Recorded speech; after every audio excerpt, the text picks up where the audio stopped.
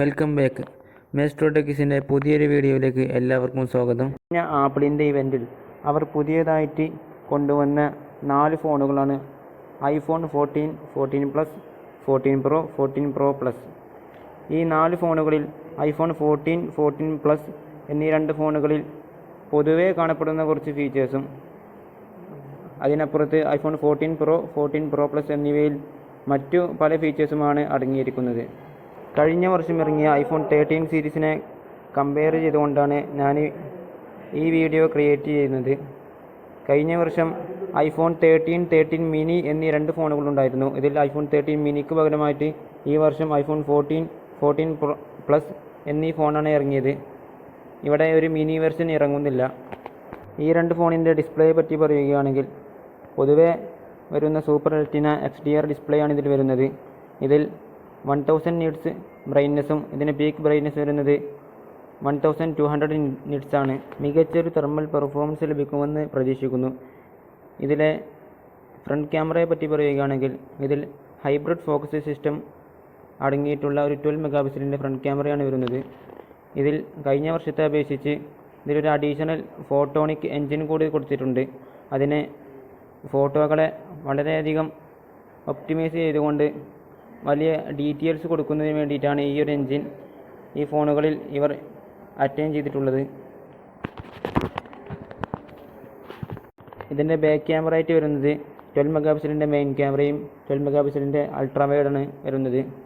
ഇതിൽ മുൻ വർഷത്തെ അപേക്ഷിച്ച് പുതിയൊരു സെൻസറാണ് ഈ 2 ഫോണുകളിൽ നൽകിയിരിക്കുന്നത്. ഇതിൻ്റെ വീഡിയോ ക്യാമറയിൽ പുതിയൊരു മോഡ് കൂടി അവർ നൽകിയിട്ടുണ്ട്, വീഡിയോ ആക്ഷൻ മോഡ്. റണ്ണിങ് പോലെയുള്ള വീഡിയോകൾ എടുക്കുന്ന സമയത്ത് സ്റ്റെബിലിറ്റി വളരെയധികം മികച്ചതായി ലഭിക്കാൻ വേണ്ടിയിട്ടാണ് ഈ ഒരു ആക്ഷൻ മോഡ് ഇവർ ഇതിൽ നൽകിയിട്ടുള്ളത്. അപ്പോൾ ഇത്രയുമാണ് iPhone 14, 14 Plus എന്നീ 2 ഫോണുകളുടെ മുൻ വർഷത്തെ അപേക്ഷിച്ച് നിലവിൽ വന്നിരിക്കുന്ന പുതിയ പ്രത്യേകതകൾ.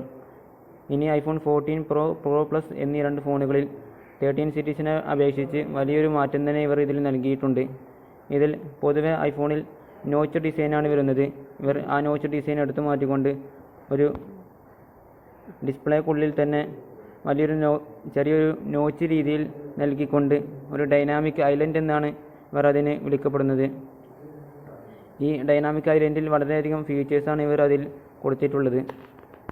വളരെ കസ്റ്റമൈസ് ചെയ്യാൻ പറ്റുന്ന ഒരു ആനിമേഷൻ രൂപങ്ങളും മറ്റു പല ഉപയോഗങ്ങളും ഇവർ ഈ നോച്ചിനെ ബേസ് ചെയ്തുകൊണ്ട് ഉണ്ടാക്കിയിട്ടുണ്ട്. ഇനി ഇതിൻ്റെ ക്യാമറ സെക്ഷൻ പറയുകയാണെങ്കിൽ ഇതിൽ 48 MB മെയിൻ ക്യാമറയാണ് വരുന്നത്. 12 മെഗാപിക്സലിനെ അപേക്ഷിച്ച് 48 MB ആക്കുന്ന സമയത്ത് വളരെയധികം സൂമിങ് ഇതിൽ ലഭിക്കുന്നതാണ്. ഫോട്ടോസ് വളരെയധികം ഡീറ്റെയിൽഡ് ആയിരിക്കും. ഇതിൽ പുതിയ സെൻസറാണ് ഇവർ ഇതിൽ അറ്റൈൻ ചെയ്തിട്ടുള്ളത്. കൂടാതെ മുൻ വർഷത്തെ അപേക്ഷിച്ച് ഉണ്ടാകുന്ന ക്യാമറ ക്വാളിറ്റിയേക്കാൾ 3 ഇരട്ടി വരെ വലിയ ഒരു ഇമ്പ്രൂവ്മെൻ്റാണ് ഇവർ ഇതിലെ ക്യാമറ ക്വാളിറ്റി നൽകിയിരിക്കുന്നത്.